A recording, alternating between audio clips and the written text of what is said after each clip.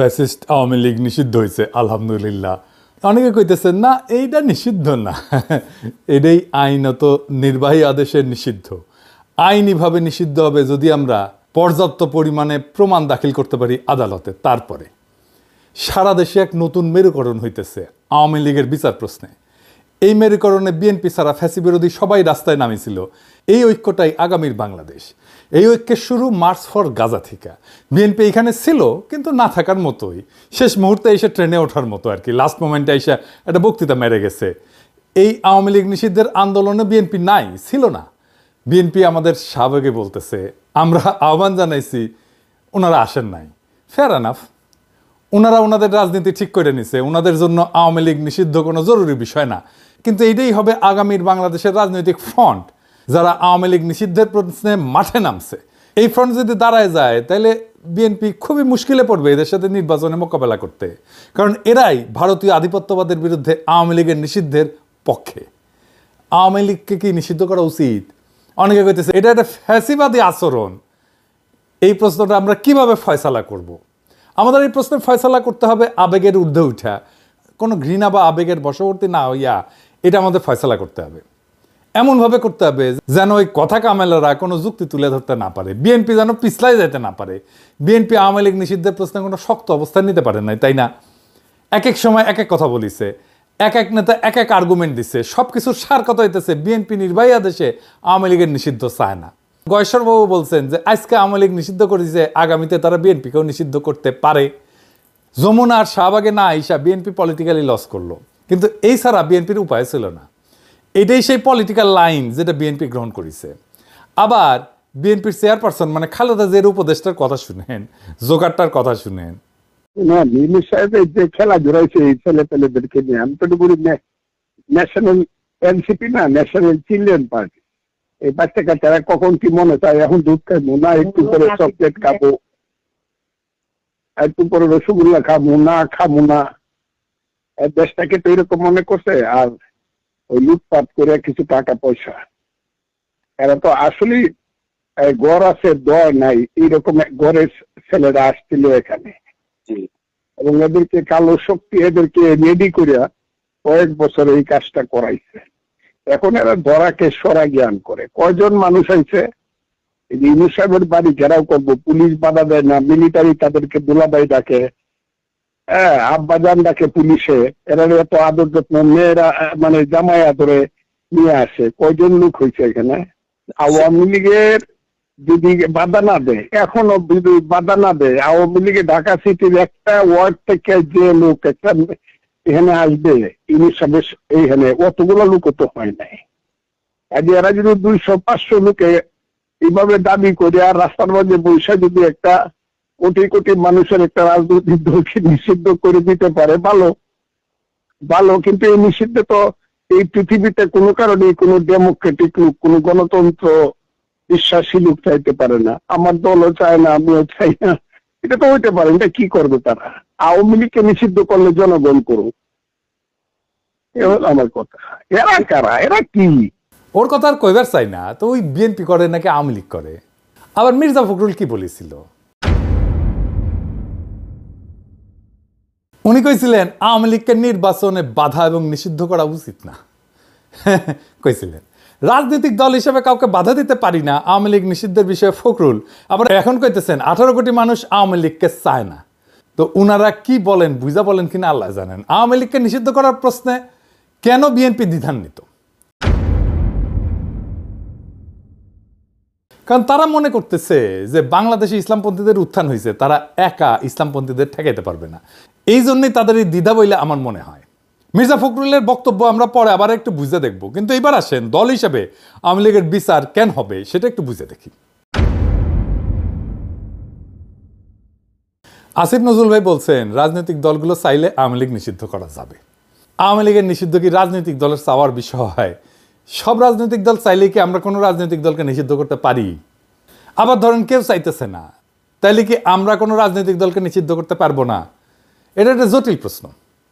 এই প্রশ্নটা আমাদেরকে খুব গভীরভাবে বুঝে দেখতে হবে। কেন আওয়ামী লীগের বিচার আর নিষিদ্ধের বিষয়টা রাজনৈতিক দলগুলোর চাওয়া না চাওয়ার বিষয় না, এমনকি জনগণের চাওয়া না চাওয়ার বিষয় না।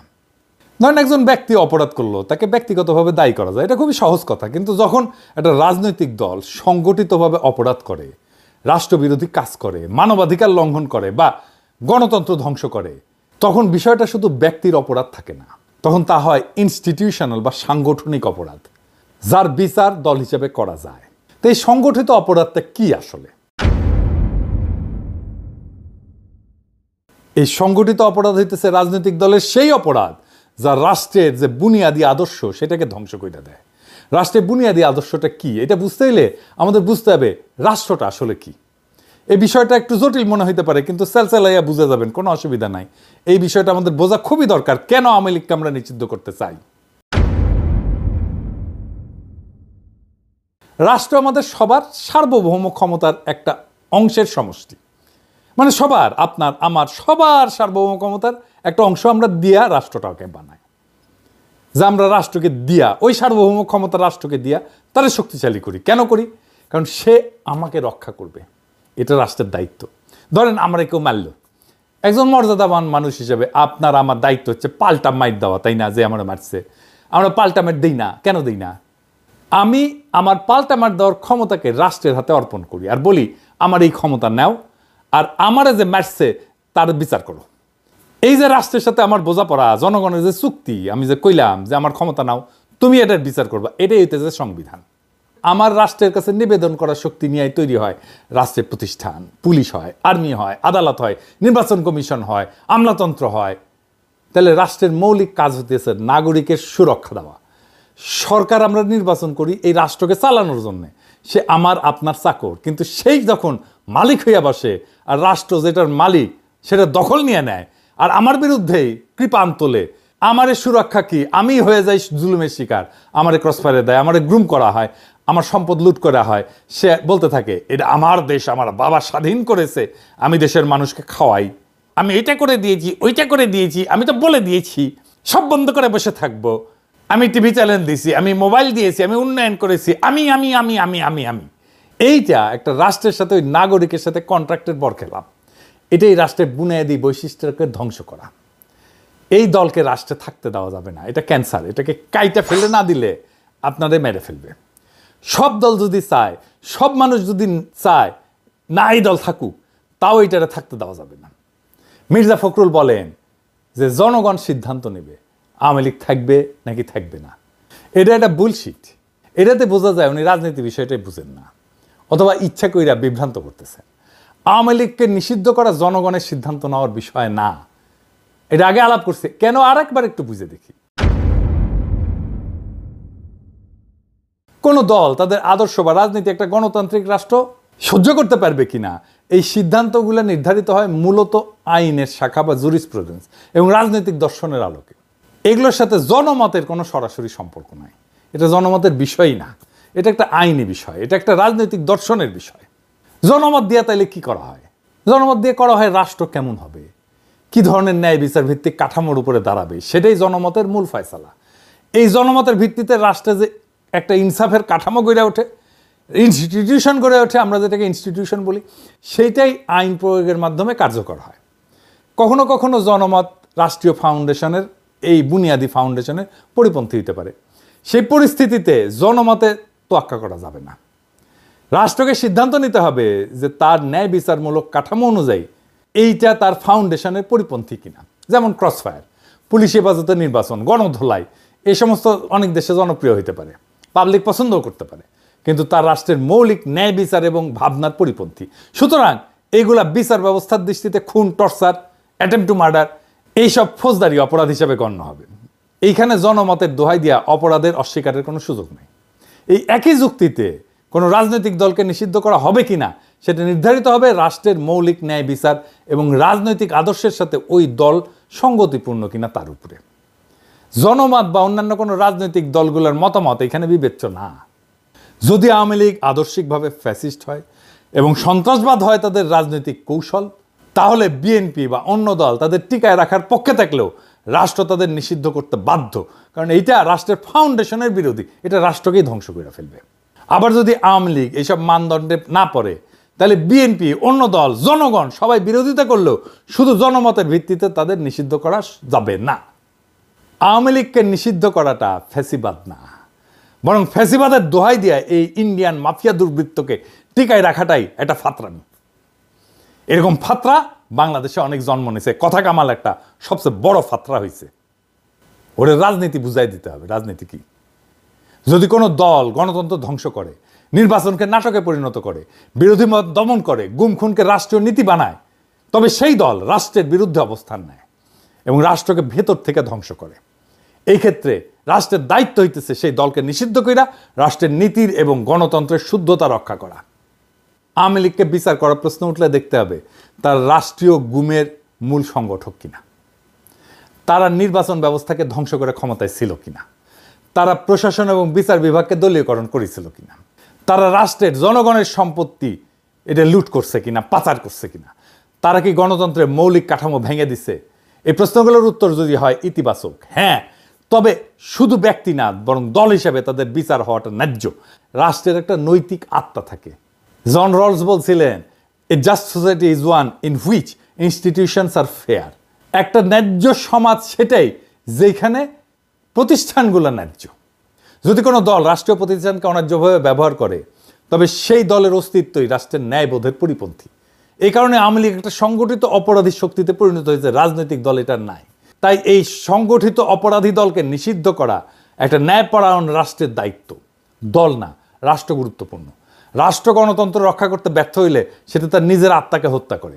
আওয়ামী লীগ যদি বারবার প্রমাণ করে তারা গণতন্ত্র, মানবাধিকার, আইনের শাসনকে ধ্বংস করেছে, তবে সেই দলের প্রতি সহনশীলতা নয় বরং আইনি এবং নৈতিক বিচারে নিষিদ্ধ করাই হবে প্রকৃত প্রগতিশীলতা।